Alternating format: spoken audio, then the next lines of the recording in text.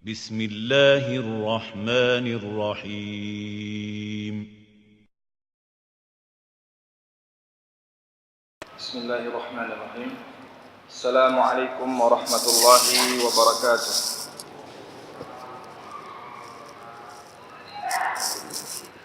إن الحمد لله نحمده ونستعينه ونستغفره ونعوذ بالله من شرور أنفسنا ومن سيئات أعمالنا.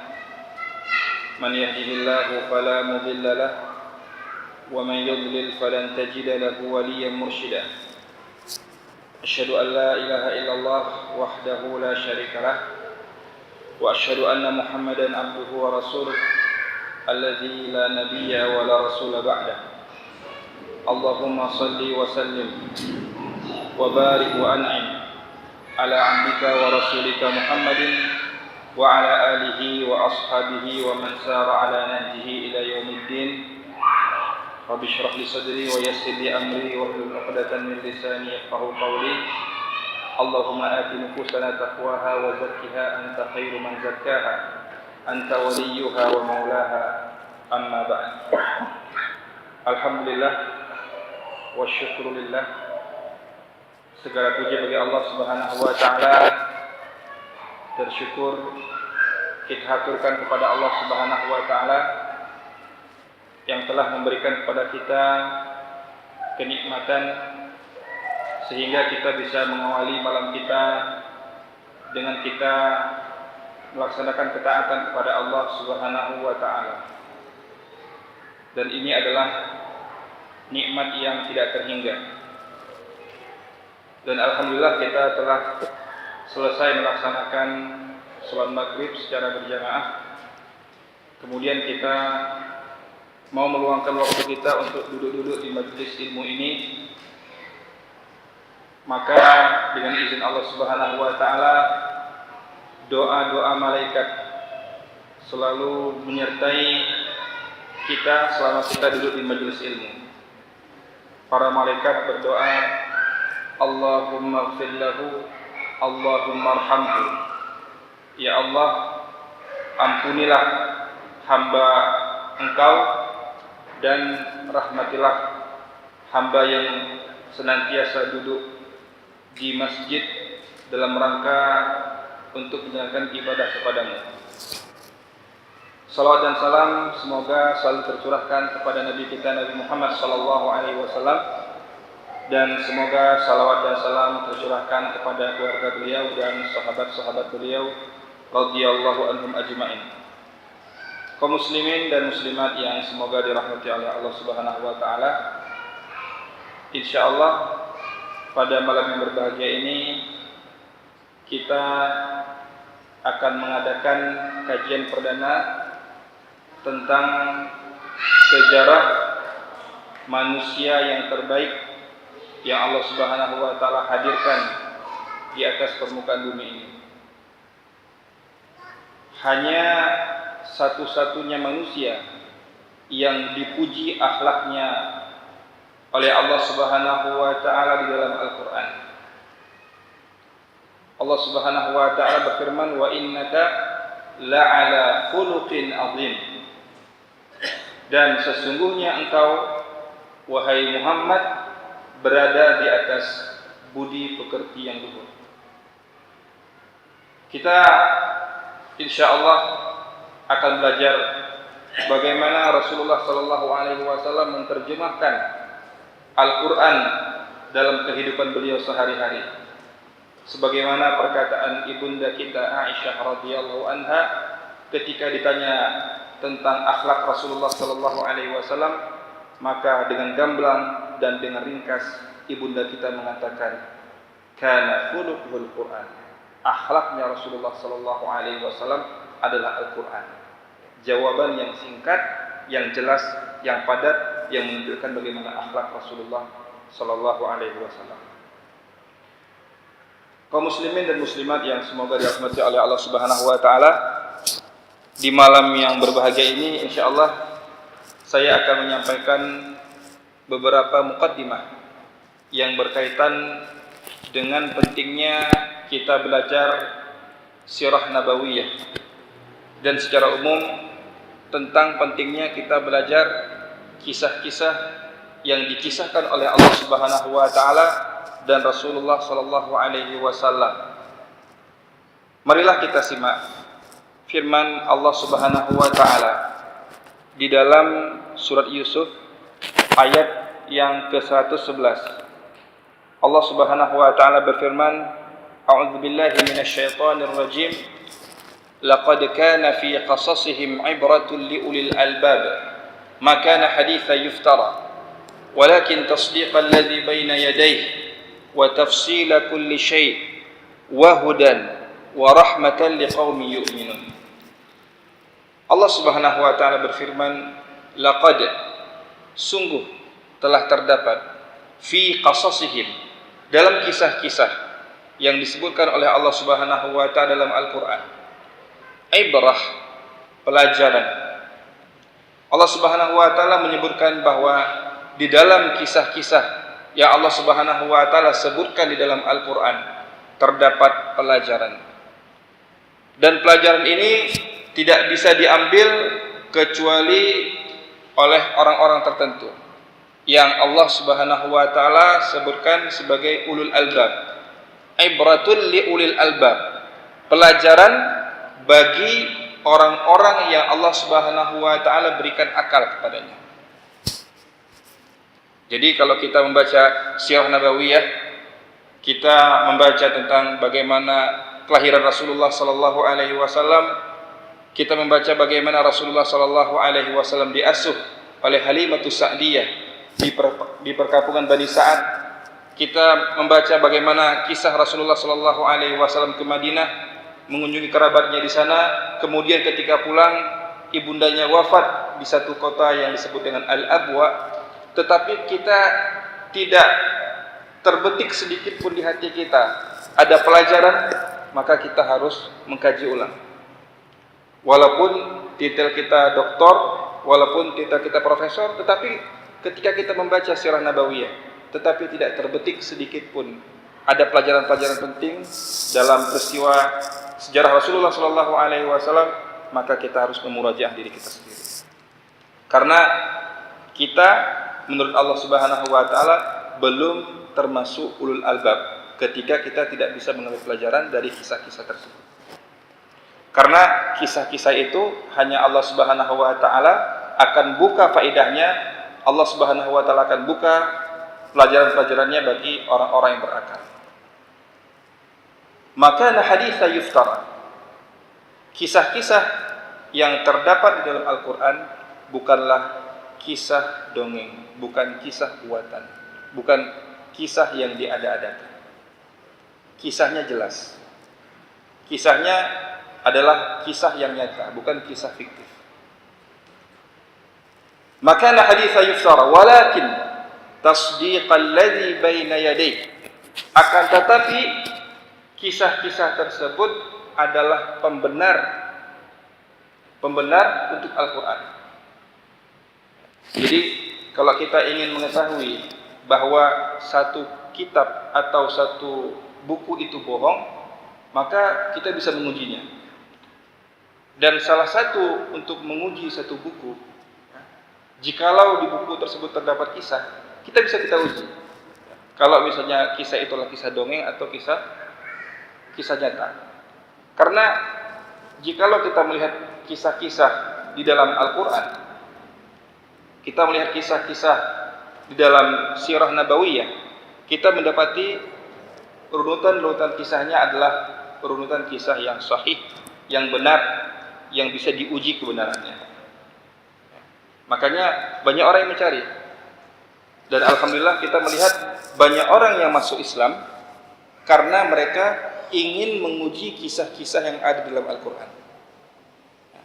Ada orang yang menguji tentang kisah Fir'aun yang tenggelam di Laut Merah, yang Allah Subhanahu wa taala sebutkan bahwa badannya itu tetap kekal. Badannya tidak rusak. Ketika dicari ternyata benar. Jenazah Fir'aun yang menghambat dakwahnya Nabi Musa alaihissalam, ketika dicek ternyata benar. Ternyata benar, jasadnya masih utuh, dan ketika dicek ternyata tidak ada satupun bahan pengawet di tubuh Ramses yang kedua yang diduga merupakan Fir'aun di zaman Nabi Musa alaihissalam. Ketika orang ingin mengecek kisah Nabi Nuh alaihissalam, ya, orang mengadakan penelitian, ya, mereka mencari kira-kira gunung apa yang disebut dengan Gunung Judi atau Jabal Judi yang merupakan tempat kapal Nabi Nuh alaihi salam berhenti. Ketika dicek, ya, ternyata benar. Ya. Bahkan yang mengecek itu, ya, bukan hanya ilmuwan-ilmuwan yang berasal dari kalangan Muslim, tetapi adalah ilmuwan-ilmuwan yang berasal dari orang-orang yang tidak percaya dengan Allah Subhanahu Wa Taala. Tapi mereka ingin mengecek. Dan tidak sedikit yang mereka itu masuk Islam ketika mereka mengecek kisah-kisah di dalam Al-Quran, ternyata benar adanya kisah Fir'aun, kisah Nabi Nuh, kisah Nabi Musa, semuanya bukan dongeng, bahkan itu merupakan penguat bahwa kisah itu adalah kisah yang nyata, yang menjadi penguat bahwa Al-Quran adalah kitab yang zalikal kitabu la raiba fi, yang kitab tidak ada keraguan di dalamnya. Walakin tasdiqal ladzi baina yaday wa tafsila kulli syai'. Dan Allah Subhanahu wa taala jadikan kisah itu untuk merinci segala sesuatu. Ini sesuatu yang unik yang Allah Subhanahu wa taala berikan kepada kita. Allah Subhanahu wa taala mengatakan bahwa kisah itu merupakan rincian, ya, dalam kehidupan kita. Makanya kisah ini disebut oleh orang-orang Arab sebagai al-uslubul aqwa wal altaf fi taghyir. Adalah cara yang paling lembut, cara yang paling kuat tetapi lembut dalam mengubah sesuatu. Ya. Makanya ini merupakan pelajaran juga bagi kita semuanya, khususnya bagi orang tua dan pendidik. Ya. Ketika kita ingin mengubah atau kita ingin membentuk satu karakter di anak-anak atau pada murid-murid kita, kita melihat ada satu fenomena, misalnya apa? Fenomena berbohong. Maka jangan kita katakan, wahai anak, jangan bohong. Terkadang anak-anak itu tidak mendengar. Tetapi ketika kita sodorkan satu kisah, bagaimana kisah sahabat yang mulia yang bernama An-Nu'man bin Bashir. An-Nu'man bin Bashir salah seorang sahabat yang mulia yang dikatakan dalam sejarah bahwa beliau adalah orang atau sahabat yang pertama lahir di Madinah setelah Rasulullah SAW hijrah. Jadi kita bisa mengecek berapa kira-kira umurnya An-Nu'man bin Bashir. Ketika An-Nu'man bin Bashir disuruh oleh ibunya, misalnya, untuk mengantarkan setangkai anggur kepada Rasulullah SAW, ternyata di tengah jalan An-Nu'man bin Bashir memakan anggur tersebut dan lupa memberikan anggur tersebut kepada Rasulullah SAW. Namanya juga anak-anak. Ketika itu lupa, tidak sengaja. An-Nu'man bin Bashir yang masih kecil, ketika diberikan amanah oleh ibunya untuk menyampaikan setangkai anggur kepada Rasulullah SAW, malah An-Nu'man bin Bashir memakannya. Maka Rasulullah SAW, ya, ketika itu didatangi oleh ibundanya An-Nu'man bin Bashir, wahai Rasulullah, apakah telah sampai setangkai anggur yang aku berikan kepadamu melalui An-Nu'man bin Bashir? Kata Rasulullah SAW, saya tidak menerima walaupun sebutir pun. Ya. Maka Rasulullah SAW, ya, memegang kepalanya An-Nu'man bin Bashir, kemudian mengatakan, wahai orang yang tidak menunaikan janji. Nah, di situ Rasulullah SAW menegur perilaku An-Nu'man bin Bashir yang tidak menunaikan amanahnya. Artinya ketika kita ingin mengubah atau kita ingin membentuk satu sikap dari anak-anak kita, dari murid-murid kita, maka cara yang paling cocok untuk menyampaikannya adalah dengan kita menyampaikan kisah. Karena kisah itu adalah al-uslubul aqwa wal altaf fit taghyir. Kisah itu adalah cara yang paling kuat dan sekaligus yang paling lembut dalam merubah perilaku seseorang. Ya. Misalnya kita ingin menasihati seseorang, jangan kita nasihati secara langsung, ya. Jangan berbohong, jangan mencuri. Tapi ketika kita sampaikan kisah, di ujung kisah kita katakan ambillah pelajaran dari kisah tersebut. Itu insya Allah lebih mudah untuk dicerna. Kemudian Allah Subhanahu wa taala mengatakan wahudan, dan kisah itu Allah Subhanahu wa taala hadirkan sebagai hudan, sebagai petunjuk. Jadi kisah itu sebagai petunjuk. Kita sering mendengar bahwa pengalaman yang terbaik, guru yang terbaik itu adalah pengalaman. Guru yang terbaik itu adalah pengalaman. Ternyata Allah Subhanahu wa taala ingin mengajarkan kepada kita bahwa kita bisa jadi tidak melakukan hal tersebut karena apa? Karena kita telah mengetahui kisahnya. Misalnya apa? Misalnya ada orang yang gagal dalam belajar. Bagaimana kita bisa sukses dalam belajar? Ya. Kita pelajari bagaimana kisah-kisah orang yang sukses dalam belajar. Jadi kita bisa meringkas. Kita bisa meringkas kehidupan ini dengan kita membaca kisah-kisah sebagai petunjuk. Bahkan Rasulullah SAW menggunakan kisah-kisah umat terdahulu sebagai petunjuk. Makanya Rasulullah SAW belajar sabar dari Nabi Musa alaihissalam. Laqad rahimallahu Musa. Sungguh Allah Subhanahu wa taala merahmati Nabi Musa. Laqad udhiya bi aktsara min dzalika fasabar. Sungguh Nabi Musa telah diuji dengan banyak cobaan-cobaan, kemudian Nabi Musa bersabar. Masya Allah. Rasulullah SAW belajar kesabaran dari Nabi Musa alaihissalam. Rasulullah SAW belajar maaf dari Nabi Yusuf alaihissalam. Ketika peristiwa Rasulullah SAW membuka kota Mekah dan Rasulullah SAW mempunyai kekuatan di Mekah, maka Rasulullah SAW bukannya membalas dendam, tetapi Rasulullah SAW malah memaafkan orang-orang yang pernah menzoliminya selama di Mekah. Rasulullah SAW belajar banyak hal dari kisah-kisah yang Allah Subhanahu wa taala turunkan di dalam Al-Qur'an. Dan ternyata kisah-kisah itu bukan hanya sekedar dongeng sebelum tidur, tetapi kisah itu sebagai rahmat, kata Allah Subhanahu wa taala, sebagai rahmat. Tapi itu semuanya bisa kita dapatkan jikalau kita beriman. Karena di akhir ayat Allah Subhanahu wa taala mengatakan liqaumi yu'minun, kita bisa mendapatkan semuanya jikalau kita beriman kepada Allah Subhanahu wa taala. Jadi kita bisa melihat bahwa kisah ini yang pertama adalah pelajaran, yang kedua kisah adalah penguat untuk Al-Qur'an, kemudian kisah Allah Subhanahu wa taala hadirkan untuk rincian kehidupan kita, kemudian kisah Allah Subhanahu wa taala hadirkan untuk petunjuk dan rahmat bagi orang-orang yang beriman kepada Allah Subhanahu wa taala. Kaum muslimin dan muslimat yang semoga dirahmati oleh Allah Subhanahu wa taala.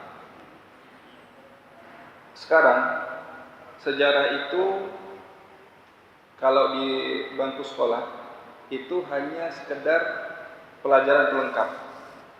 Apalagi tentang sejarah Rasulullah sallallahu alaihi wasallam. Kenapa? Karena kisah itu disajikan dengan cara yang tidak menarik. Kisah atau sejarah itu hanya disampaikan peristiwa-peristiwa dan tumpukan-tumpukan angka. Jadi ketika kita belajar sejarah itu orang sudah takut duluan. Kenapa?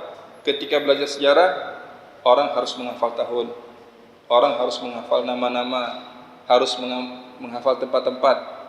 Itu belajar sejarah yang membosankan dan belajar sejarah yang menakutkan. Tetapi ketika kita misalnya membaca satu sejarah, kita hanya menghafal sedikit nama dan mungkin kita menghafal sedikit tahun-tahun yang penting, kemudian kita ambil pelajaran-pelajaran yang penting di dalam sejarah tersebut, itu akan menjadi hal yang menarik. Karena Rasulullah SAW, sejarahnya ini, sejarah Rasulullah SAW adalah sejarah yang terbaik, dan sejarah Rasulullah SAW adalah cara hidup kita dalam menjalankan kehidupan ini. Allah Subhanahu wa taala sebutkan dalam surah Al-Ahzab ayat 21. Laqad kana lakum fi Rasulillahi uswatun hasanah. Sungguh telah terdapat pada pribadi Rasulullah sallallahu alaihi wasallam suri tauladan yang baik. Insyaallah. Jadi Allah Subhanahu wa taala menyebutkan bahwa Rasulullah sallallahu alaihi wasallam itu adalah suri tauladan yang baik. Uswah. Dan kita sekarang ini kehilangan suri tauladan. Karena apa? Karena umat Islam jauh dari sunnah Rasulullah sallallahu alaihi wasallam sehingga kita kehilangan teladan. Kita alhamdulillah sebagai seorang yang beriman kepada Allah Subhanahu wa taala, orang yang berislam, kita mempunyai bukan hanya puluhan, bahkan ribuan tokoh-tokoh yang bisa kita jadikan panutan. Yang puncaknya adalah Rasulullah sallallahu alaihi wasallam yang Allah Subhanahu wa taala sebutkan sebagai uswah. Dan jikalau kita melihat kata uswah, kaum muslimin dan muslimat yang dirahmati oleh Allah Subhanahu wa taala, yang artinya adalah suri tauladan, itu hanya disebutkan 3 kali dalam Al-Qur'an. Kata uswah, kata suri tauladan disebutkan 3 kali dalam Al-Qur'an. Yang pertama dalam surah Al-Ahzab ayat 21 menunjukkan tentang Rasulullah sallallahu alaihi wasallam. Yang kedua adalah kisah Nabi Ibrahim yang terdapat dalam surat Al-Mumtahanah ayat yang keempat. Jadi di sini Allah Subhanahu wa taala menyebutkan bahwa Rasulullah sallallahu alaihi wasallam adalah uswah, Nabi Ibrahim adalah uswah. Dan dalam surat Al-Mumtahanah ayat yang ke-6 Allah Subhanahu wa taala menyebutkan secara global bahwa ada sebahagian dari hamba-hamba Allah Subhanahu wa taala yang bisa dijadikan uswah. Tetapi nama yang disebut oleh Allah Subhanahu wa taala untuk menjadi uswah, untuk menjadi suri tauladan adalah Rasulullah sallallahu alaihi wasallam dan Nabi Ibrahim. Dan ini menjadi rahasia kenapa ketika kita salat, di tasyahud akhir itu kita bersolawat kepada Rasulullah sallallahu alaihi wasallam, kemudian kita juga bersolawat kepada Nabi Ibrahim. Kita mengirimkan doa kepada Rasulullah sallallahu alaihi wasallam, sekaligus kita memberikan doa kepada Nabi Ibrahim alaihissalam. Karena apa? Karena mereka berdua adalah potret dari hamba Allah Subhanahu wa taala yang patut kita jadikan contoh. Dan jika kita melihat antara dua nabi ini, kita akan melihat satu hal yang unik dalam mendidik. Rasulullah sallallahu alaihi wasallam dikaruniai 7 anak. Ya, Rasulullah sallallahu alaihi wasallam dikaruniai 7 anak. 3 anaknya laki-laki, sedangkan 4 anaknya perempuan. Yang hidup sampai dewasa itu hanya anak-anak perempuan. Yang sampai menikah hanya anak-anak perempuan. Sedangkan anak-anak Nabi Ibrahim itu anaknya laki-laki. Jadi di sini kita bisa melihat bahwa kalau kita ingin belajar bagaimana cara mendidik anak laki-laki, kita belajar dari Nabi Ibrahim alaihissalam. Jika kita ingin melihat bagaimana cara mendidik anak wanita, kita melihat bagaimana Rasulullah sallallahu alaihi wasallam mengajarkan. Jadi mereka berdua adalah uswah. Dua nabi ini disebut sebagai Khalilur Rahman, kekasih Allah Subhanahu wa taala yang patut kita teladani kehidupannya dan sebagainya.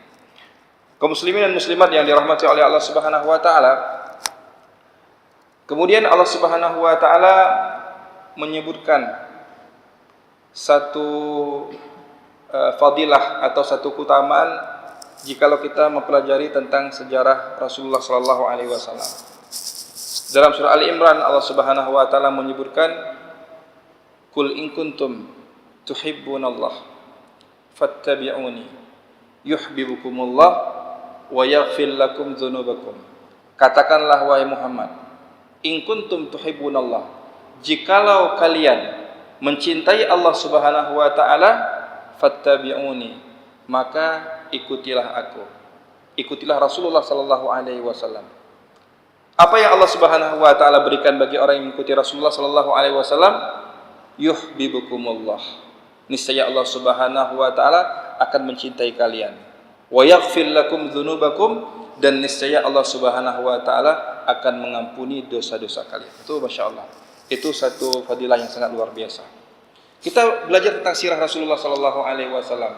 Bagaimana Rasulullah sallallahu alaihi wasallam di masa kecil, bagaimana Rasulullah sallallahu alaihi wasallam ketika di Mekah, bagaimana Rasulullah sallallahu alaihi wasallam hijrah, bagaimana Rasulullah sallallahu alaihi wasallam ketika bermasyarakat di Madinah. Kita belajar tentang Rasulullah sallallahu alaihi wasallam, kemudian kita mengikuti langkah-langkah Rasulullah sallallahu alaihi wasallam, niscaya Allah Subhanahu wa taala akan mencintai kita dan akan mengampuni dosa-dosa kita. Kira-kira pertanyaannya, ada enggak kira-kira sejarah manusia yang seperti ini? Sejarah manusia yang kita pelajari dan Allah Subhanahu wa taala mencintai kita dan Allah Subhanahu wa taala mengampuni dosa-dosa kita. Ya. Kalau misalnya kita mau belajar tentang sejarahnya siapa misalnya, ada seorang tokoh, sebutkanlah tokoh A misalnya, yang sangat karismatik. Kita belajar tentang sejarahnya, kemudian kita ikuti langkah-langkahnya, mungkin tidak dicintai oleh Allah Subhanahu wa taala dan tidak diampuni oleh Allah Subhanahu wa taala. Bahkan mendatangkan murka dari Allah Subhanahu wa taala. Tetapi ketika kita belajar tentang Rasulullah sallallahu alaihi wasallam, Allah Subhanahu wa taala akan mencintai kita dan mengampuni dosa-dosa kita. Masyaallah. Kita belajar di sini dalam rangka untuk mencintai Rasulullah sallallahu alaihi wasallam dan dalam rangka kita untuk mengikuti Rasulullah sallallahu alaihi wasallam. Karena tidak mungkin kita bisa mengikuti Rasulullah sallallahu alaihi wasallam sebelum kita kenal dengan Rasulullah sallallahu alaihi wasallam. Maka ini merupakan satu hal yang penting, kita bisa belajar bersama di masjid ini. Mudah-mudahan Allah Subhanahu wa taala jadikan kita orang-orang yang senantiasa bisa mengikuti Rasulullah sallallahu alaihi wasallam, karena Rasulullah sallallahu alaihi wasallam adalah satu-satunya manusia yang terbaik yang Allah Subhanahu wa taala hadirkan kepada umat manusia yang menjadi panduan. Nabi-nabi yang lain Allah Subhanahu wa taala jadikan sebagai panduan, tetapi panduan utama kita adalah Rasulullah sallallahu alaihi wasallam. Bahkan Rasulullah sallallahu alaihi wasallam mempertegas. Rasulullah mengatakan, "Lau kana Musa hayyan," jikalau Nabi Musa itu hidup. Rasulullah sallallahu alaihi wasallam menyebut tentang Nabi Musa. Alasannya apa? Karena Nabi Musa itu adalah nabi yang paling agung di kalangan Bani Israel. Nabi-nabi yang datang setelah Nabi Musa semuanya mengikuti syariatnya Nabi Musa alaihissalam. Nabi Daud, Nabi Sulaiman, kemudian bahkan Nabi Isa alaihissalam mengikuti bagaimana syariatnya Nabi Musa alaihissalam. Karena hadirnya Nabi Isa sebagai pelengkap syariat Nabi Musa alaihissalam. Makanya Rasulullah sallallahu alaihi wasallam menyebut Nabi Musa alaihissalam. Dan Nabi Musa adalah nabi yang paling banyak pengikutnya setelah Rasulullah sallallahu alaihi wasallam. Jadi Rasulullah sallallahu alaihi wasallam di peringkat pertama dan Nabi Musa berada di peringkat yang kedua. Rasulullah sallallahu alaihi wasallam mengatakan, "Lau kana Musa hayyan," jikalau Nabi Musa itu hidup. Ketika Rasulullah sallallahu alaihi wasallam diutus dan Nabi Musa itu hidup, apa kata Rasulullah SAW? Lama wasi'ahu illa tibai. Maka tidak ada jalan bagi Nabi Musa kecuali mengikuti jalanku. Jadi Nabi Musa harus menjadi umatnya Rasulullah sallallahu alaihi wasallam. Jikalau Nabi Musa hidup ketika Rasulullah sallallahu alaihi wasallam diutus. Jadi Rasulullah sallallahu alaihi wasallam adalah suri teladan kita yang harus kita ambil pelajarannya. Mudah-mudahan kita bisa mempelajari bagaimana keseharian Rasulullah sallallahu alaihi wasallam. Ada satu buku yang berjudul Al-Yaumun Nabawi. Al-Yaumun Nabawi itu artinya keseharian Rasulullah sallallahu alaihi wasallam. Ya. Jarang dari kita yang mengetahui bagaimana Rasulullah sallallahu alaihi wasallam sehari-hari. Bahkan banyak yang salah sangka dan salah menduga bagaimana Rasulullah sallallahu alaihi wasallam menjalankan hari-hari beliau. bagaimana Rasulullah Sallallahu Alaihi Wasallam menjadi seorang suami yang saleh. Rasulullah Sallallahu Alaihi Wasallam menjadi seorang kakek. Jadi menjadi kakek itu juga ada pelajarannya. Rasulullah Sallallahu Alaihi Wasallam mengajarkan ya, bagaimana pelajaran menjadi seorang kakek. Rasulullah Sallallahu Alaihi Wasallam mengajarkan kepada kita bagaimana menjadi seorang guru. Karena Rasulullah Sallallahu Alaihi Wasallam mengatakan innama bu'itsu mu'allima. Sesungguhnya aku diutus sebagai seorang guru. Kita belajar dari Rasulullah Sallallahu Alaihi Wasallam bagaimana menjadi tetangga yang baik.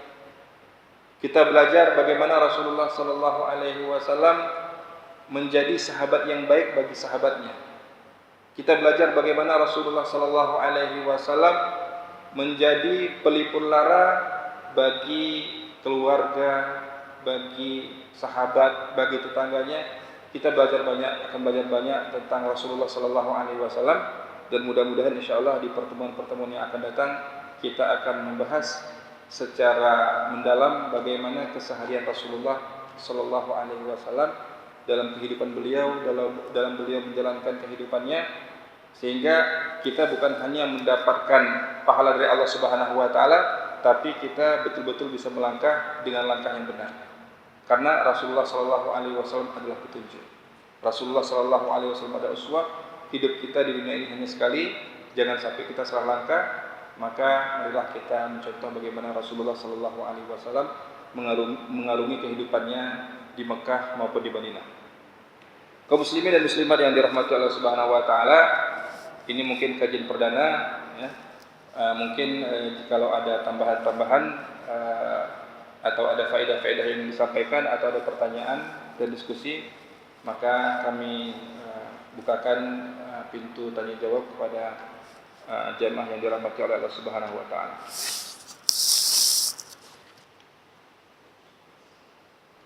Ini ada sekitar 15 menit. Jika ada pertanyaan atau ada hal yang ingin disampaikan, maka kami akan bukakan pintu pertanyaan kepada jamaah yang dirahmati Allah Subhanahu Wa Taala.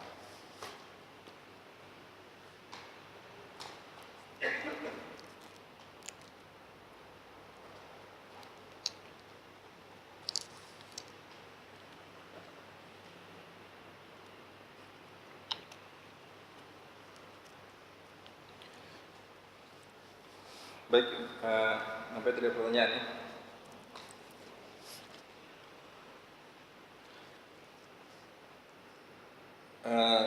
Jamaah yang dirahmati Allah Subhanahu Wa Taala, ya, sejatinya kita di masjid ini akan mempelajari tentang sejarah Rasulullah Sallallahu Alaihi Wasallam atau as-siratun nabawiyah. Tapi belajar sirah nabawiyah ini membutuhkan waktu yang lama, ya, dan kita harus intensif. Karena gini, kalau misalnya ada satu potong saja dari episode kehidupan Rasulullah Sallallahu Alaihi Wasallam kita lewati, maka itu akan terpotong kisahnya. Dan jikalau kita melihat satu kitab, ya, yang berbicara tentang Rasulullah Sallallahu Alaihi Wasallam, itu ada yang satu jilid seperti Ar-Rahiqul Makhtum.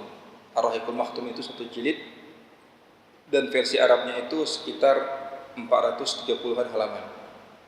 Itu tentunya harus kita ikuti, ya, episode per episode, ya, kisah per kisah, supaya runut dan kronologis. Ya. Dan saya di sini ikhtiar, saya memberikan saran kepada jamaah yang dirahmati Allah Subhanahu Wa Taala. Jikalau bisa kita insyaallah ke depan akan membahas tentang keseharian Rasulullah Sallallahu Alaihi Wasallam. Jadi keseharian Rasulullah Sallallahu Alaihi Wasallam itu saya rasa lebih mudah untuk kita aplikasikan, karena keseharian Rasulullah Sallallahu Alaihi Wasallam bisa langsung kita praktekkan dalam kehidupan sehari-hari. Jadi bagaimana Rasulullah Sallallahu Alaihi Wasallam bangun tidur, bagaimana Rasulullah Sallallahu Alaihi Wasallam melaksanakan sholat subuh, bagaimana Rasulullah Sallallahu Alaihi Wasallam melaksanakan aktivitas setelah subuh, kapan Rasulullah Sallallahu Alaihi Wasallam pulang ke rumahnya, bagaimana Rasulullah Sallallahu Alaihi Wasallam sarapan, bagaimana Rasulullah Sallallahu Alaihi Wasallam bercengkrama dengan keluarga beliau, bagaimana Rasulullah Sallallahu Alaihi Wasallam memenuhi hajat-hajat umatnya, ya, ada yang mau ini, ada yang mau itu, Rasulullah Shallallahu Alaihi Wasallam bisa. Karena kita sekarang ketika ingin melakukan sesuatu kita mengatakan apa? Sibuk, saya sibuk. Ya. Saking sibuknya nggak ada waktu untuk keluarga, saking sibuknya tidak ada waktu untuk tetangga, saking sibuknya tidak ada waktu untuk ke masjid, saking sibuknya. Mari kita belajar bagaimana Rasulullah Shallallahu Alaihi Wasallam. Ya.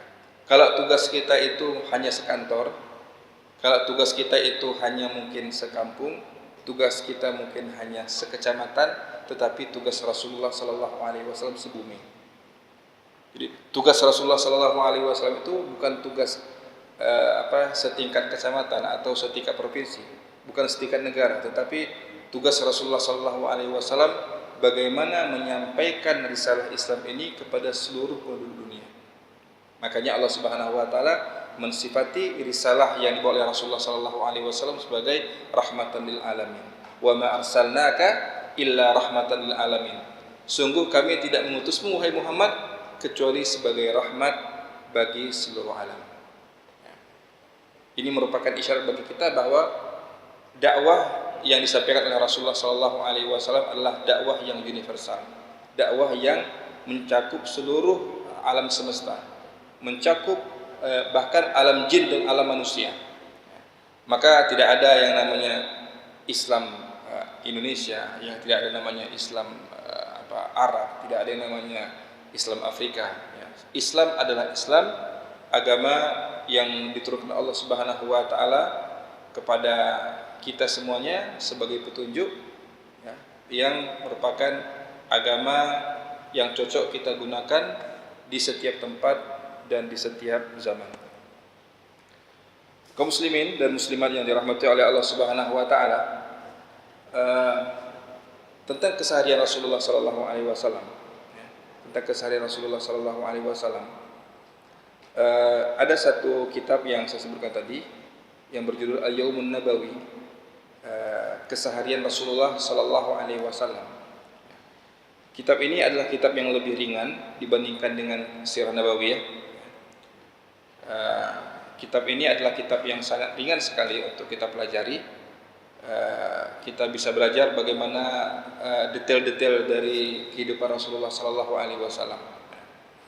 Bagaimana Rasulullah Sallallahu Alaihi Wasallam makan, Rasulullah Sallallahu Alaihi Wasallam tidur, bagaimana Rasulullah Sallallahu Alaihi Wasallam minum dan sebagainya. Dan itu nanti mungkin kitab ini akan kita padukan dengan satu kitab yang lain yang berjudul Asy-Syama'il Al-Muhammadiyah. Asy-Syama'il Al-Muhammadiyah ini karangan salah seorang ulama hadis yang terkemuka, yaitu Imam At-Tirmidzi. Ini ada seperti saling melengkapi antara kitab Al-Yaumun Nabawi dengan kitab Asy-Syama'il Al-Muhammadiyah, bagaimana tentang kehidupan Rasulullah Sallallahu Alaihi Wasallam yang memberikan kepada kita panduan yang sangat detail. Ya. Tidak ada sejarah yang sangat detail, yang sangat detail melebihi sejarah Rasulullah Sallallahu Alaihi Wasallam. Bahkan sahabat-sahabat Rasulullah Sallallahu Alaihi Wasallam saking cintanya dengan Rasulullah Sallallahu Alaihi Wasallam, bukan hanya gerakan Rasulullah Sallallahu Alaihi Wasallam, bukan hanya perkataan Rasulullah Sallallahu Alaihi Wasallam. Kalau perkataan Rasulullah Sallallahu Alaihi Wasallam dihafal oleh sahabat, saya rasa tidak ada satupun manusia yang perkataannya dihafal kecuali Rasulullah Sallallahu Alaihi Wasallam. Bahkan disampaikan dengan sanad-sanadnya, dengan silsilah sanad yang sangat ketat. Tidak ada satupun manusia yang perkataannya dihafal, dan tidak ada satupun manusia yang perbuatannya dihafal. Jadi perbuatan dihafal. Maksudnya, saya melihat Rasulullah Sallallahu Alaihi Wasallam minum dalam keadaan duduk. Saya melihat Rasulullah Sallallahu Alaihi Wasallam makan menggunakan tangan kanan. Tidak ada satupun perkataan dan perbuatan yang dihafal oleh sahabatnya seperti Rasulullah Sallallahu Alaihi Wasallam. Bukan hanya perkataan, bukan hanya perbuatan Rasulullah SAW dihafal, bahkan bagaimana anggota tubuh Rasulullah Sallallahu Alaihi Wasallam dihafal. Kita, jangankan jauh, pasangan kita, yang para ayah ada istri di rumah, itu mungkin ketika kita ingin mensifati istri kita, kita susah untuk kadang-kadang bagaimana model ininya, bagaimana, kadang-kadang susah. Tetapi saking cintanya sahabat dengan Rasulullah sallallahu alaihi wasallam, bahkan bagaimana model hidung Rasulullah sallallahu alaihi wasallam, bagaimana matanya Rasulullah sallallahu alaihi wasallam, bagaimana kakinya Rasulullah sallallahu alaihi wasallam, bagaimana bentuk tangannya Rasulullah sallallahu alaihi wasallam, bahkan jumlah uban di janggutnya Rasulullah sallallahu alaihi wasallam dihitung. Masya Allah. Janggut Rasulullah sallallahu alaihi wasallam kan beruban, ada uban. Itu dihitung oleh sahabat. Ada riwayat mengatakan bahwa Rasulullah sallallahu alaihi wasallam mempunyai sekian helai dari janggutnya, menunjukkan kecintaan. Jadi Rasulullah sallallahu alaihi wasallam adalah satu-satunya manusia, bahkan Rasulullah sallallahu adalah satu-satunya nabi yang diceritakan secara detail. Nabi Musa alaihissalam dalam Al-Quran adalah nabi yang paling banyak disebutkan namanya. Dalam surat Al-Baqarah ada kisah Nabi Musa. Kemudian dalam surat Thaha ada kisah Nabi Musa. Dalam surat Asy-Syu'ara ada kisah Nabi Musa. Dalam surat An-Naml ada kisah Nabi Musa. Jadi kisah Nabi Musa itu banyak sekali dalam Al-Quran. Dan kisah Nabi Musa itu Allah Subhanahu wa taala ceritakan itu secara acak. Tidak Allah Subhanahu wa taala urutkan seperti kisah Nabi Yusuf. Tetapi kisah Nabi Musa itu Allah acak. Nanti kisah masa kecilnya Allah Subhanahu wa taala akan kisahkan dalam surah Al-Qasas. Kemudian ketika beliau berdakwah Allah Subhanahu wa taala ceritakan dalam surah An-Naml. Ketika ketika Nabi Musa berhadapan dengan Firaun, Allah Subhanahu wa taala ceritakan dalam surat yang lain. Ketika Nabi Musa berhadapan dengan penyihir-penyihir, Allah Subhanahu wa taala menceritakan dalam surat yang lain. Ya. Ada kisah bagaimana masa kecilnya Nabi Musa alaihissalam. Ada kisah bagaimana remajanya Nabi Musa alaihissalam. Ada kisah bagaimana Nabi Musa menikah. Ada kisah bagaimana Nabi Musa pertama kali diangkat menjadi seorang nabi dan rasul. Ada kisah dalam Al-Quran bagaimana Nabi Musa berdakwah di hadapan Firaun. Ada kisah bagaimana metode dakwahnya Nabi Musa kepada Firaun. Ada kisah yang banyak sekali tentang Nabi Musa, tetapi kisah Nabi Musa itu hanya gambaran-gambaran umum. Tetapi kisah Rasulullah SAW sangat detail. Bahkan banyak sekali kitab-kitab sirah yang menulis tentang Rasulullah SAW. Rasulullah SAW ada satu buku, Ar-Rasulul Qaid. Rasulullah SAW sebagai panglima. Ini buku inilah buku yang paling cocok untuk orang-orang yang bergerak di bidang strategi. Kemudian ada Ar-Rasulul Muallim. Ar-Rasulul Muallim, Rasul sebagai seorang guru. Ada juga kisahnya.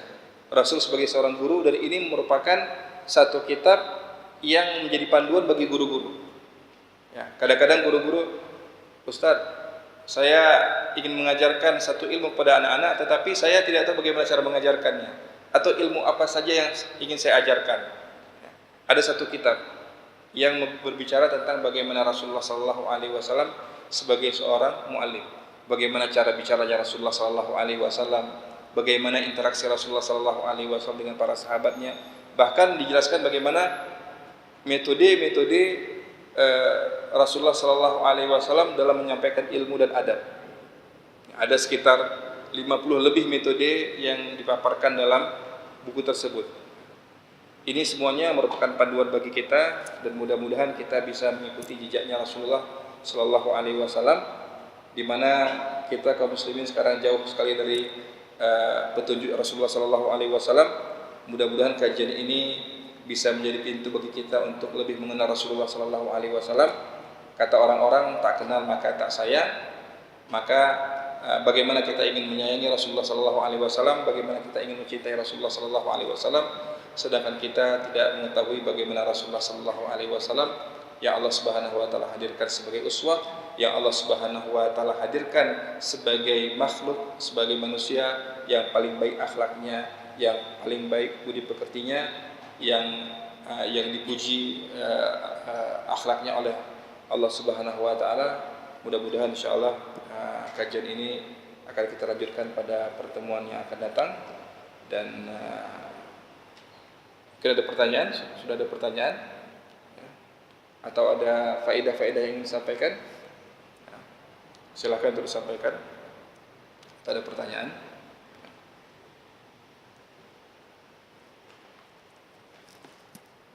Baik, ya. Kalau tidak ada pertanyaan, maka insyaallah kita cukupkan sampai di sini. Mudah-mudahan insyaallah bermanfaat bagi diri saya sendiri dan bermanfaat bagi seluruh kaum muslimin dan muslimat yang mendengarkan kajian ini. Aqulu qouli hadza wa astaghfirullah li wa lakum wa lisairil muslimin min kulli dzamb. Kita tutup dengan doa kafatul majlis. Subhanakallahumma wa bihamdika asyhadu an la ilaha illa anta astaghfiruka wa atubu ilaik. Assalamualaikum warahmatullahi wabarakatuh.